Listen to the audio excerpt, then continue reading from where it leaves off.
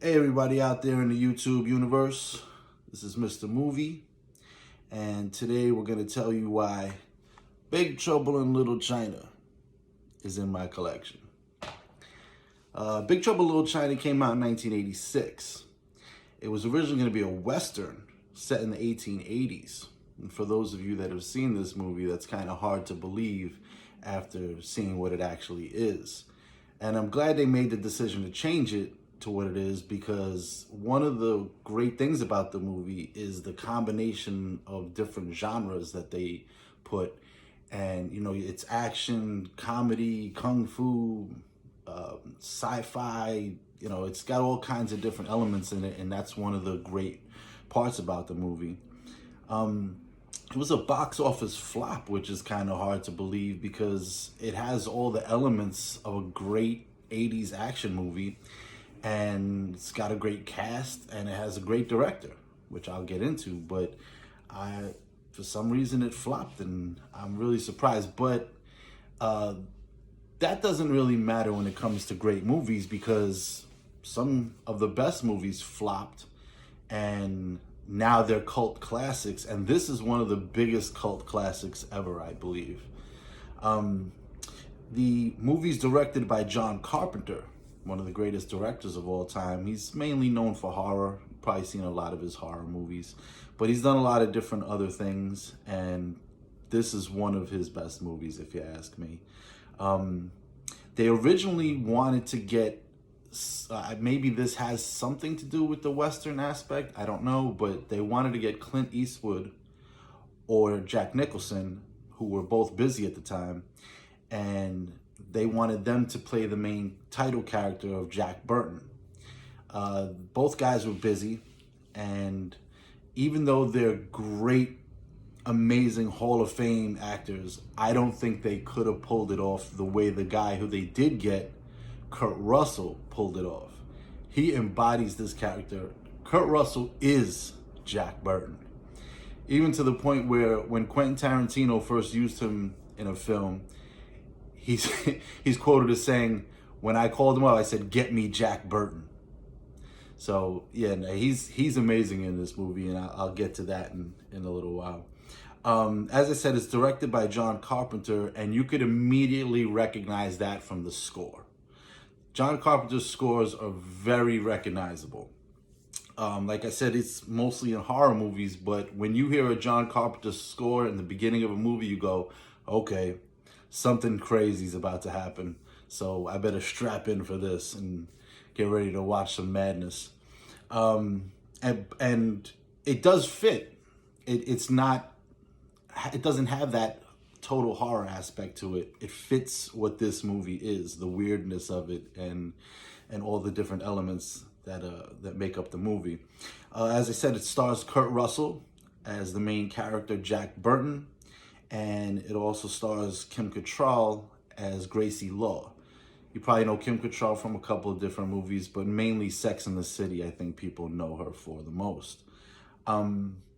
Now, I heard they wanted to make a remake to this movie recently, and I really hope they don't do it. Because as I've said in other videos, that the whole remaking everything, drives me crazy. Especially when it's a classic and it's great as it is, just leave it alone.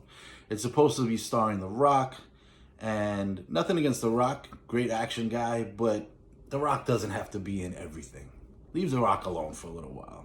And especially leave The Rock and everyone else out of this. Big Trouble in Little China stands. Leave it the way it is and just let it go. The movie has it all. It's action, comedy, monsters, magic, kung fu, swords, everything you could possibly want. Explosions. It's colorful.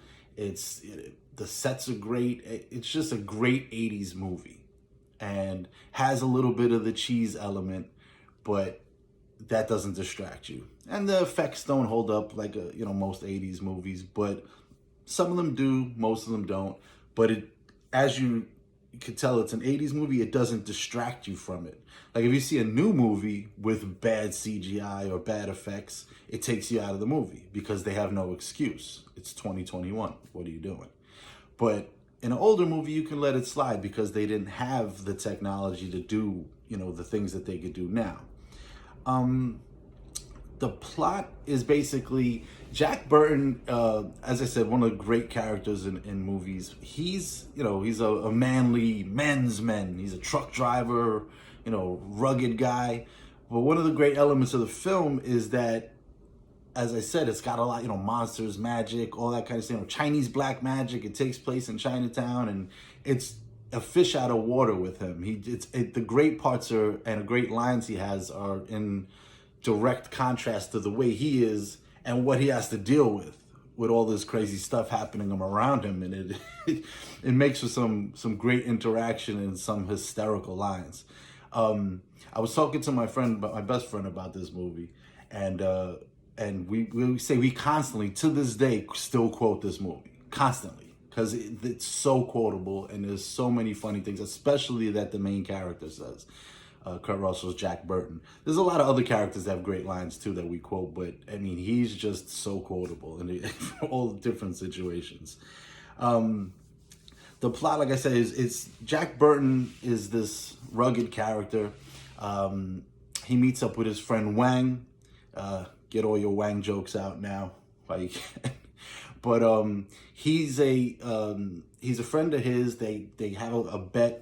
And Jack wins, and then it's double or nothing. He wins, and he owes him a lot of money. And he says, "I can't pay you now. I have to go to the airport, pick up my bride to be, and I've been saving for years to bring her here. She's special. I love her." And Jack's like, "Listen, I don't trust you. I'll drive you to the airport." And they end up going to the airport, and they're gonna pick her up, and then you meet the Gracie Law character, Kim Cattrall's character, and Jack sees her. She's hot, so he goes right up to her, tries to talk to her, and she's not having it. She's a lawyer in the movie, and her main area is Chinatown, so she's familiar with a lot of the stuff, not the supernatural stuff, but a lot of the main things that happen in the movie. Some of the crime things she's involved with. So she's there to pick up a refugee from China. She's trying to help this girl out. This group of Asian triad type gangster guys show up. They're called the Lords of Death, and they go and they kidnap the girl that Kurt Russell's character and Wang are there to pick up, and a fight ensues. They have no chance, and they get away, but they're chasing them. As they chase them, they end up in Chinatown in San Francisco, and they end up pulling into this alley. And in front of them, they see a funeral processional of these guys with yellow turbans. And Jack asks Wang, who are these guys? He said, they're the Chang Sings. They're good guys. And their funeral is for their leader. And then Jack turns to the side of the truck and he sees these guys in red turbans. So he asks Wang about them. He says, those are the Wing Kong. They're animals. They're bad guys. They're against the Chang Sings. They see each other. And boom, Chinese standoff. Out come the machine guns, the regular guns, bang, bang, bang, bang, bang, big shootout. And then they all disappear off to the side. Then they come out and all the martial arts weapons come out. And a really cool, brutal for a movie like this, kung fu fight ensues. There's a lot of great action in it. And the Chang Sings, the good guys, they seem to be winning. And out of nowhere, out of the sky, these three superhuman characters come out. The first one comes down out of the sky, does his kung fu thing. He's kind of a big burly guy. That's Thunder. And you see water dripping from the sky. Second guy comes down, does his kung fu thing, and he's Rain. And the third guy comes down on a lightning bolt, and he does his kung fu thing, and he's Lightning. And he, all three of them, but especially him, they have the big straw Chinese hats that come over their eyes. And this guy does his lightning. He flies. I guarantee you that Mortal Kombat based the character Raiden off him. I would bet $1 million on that. This movie came out in '86. Mortal Kombat came out in 1992. You think you're slick, Mortal Kombat, but I see you. You're not getting away with that. Anyway, they have superpowers, so they just start kicking the shit out of the Chang Sings. Jack says, okay, it's time to go. Starts his truck up. Oh, by the way, the truck is called the Pork Chop Express. It's the love of his life is his truck. And throughout the movie, his main thing is, I just want my truck back. That's all I want. I didn't need all this craziness. Anyway, he tries to run them over. One flips over the side, one flies to the side. He can't hit them. And then he comes upon this 7-foot tall, ancient dressed Chinese man he's got the white face and the crazy makeup look, and he hits him. So he gets out to see what happened, and the guy just stands up and walks towards him, and he's like, what the hell? Light comes out of his eyes and his mouth, blinds Jack. Wang takes him, and they run away, abandon the truck, and then they kind of escape. They end up at Wang's restaurant. He's got a Chinese restaurant, and he's talking to his uncle, and telling him that the character that they saw in the street is this guy, David Lo Pan. David Lo Pan's character he's an ancient person, and he defied the emperor at the time and their god. And his punishment was to be cursed. And the curse is that he doesn't have flesh. He's basically like a ghost. And in order to become flesh again, to become human and try to reign again, he's got to do two things. To appease the god, he has to marry a girl with green eyes. And it's very rare that Chinese girls have green eyes. And the other thing he has to do to appease the emperor is he has to kill her. So the girl that Wang was supposed to marry has green eyes. So what ends up, the Lords of Death who work for the Wing Kong, they were just kidnapping a girl to sell. But what ends up happening is that the Three Storms come and take her. Now, when Jack is trying to find out about all this craziness, he says, okay, let's go get your girl. When they go to get her, that's when the Three Storms attack and take her, and they realize, okay, this isn't just a street gang thing. These are heavy-duty super beings we're dealing with. And throughout the whole thing, it's the fish out of water. Jack's not used to this kind of thing. He doesn't know what to do.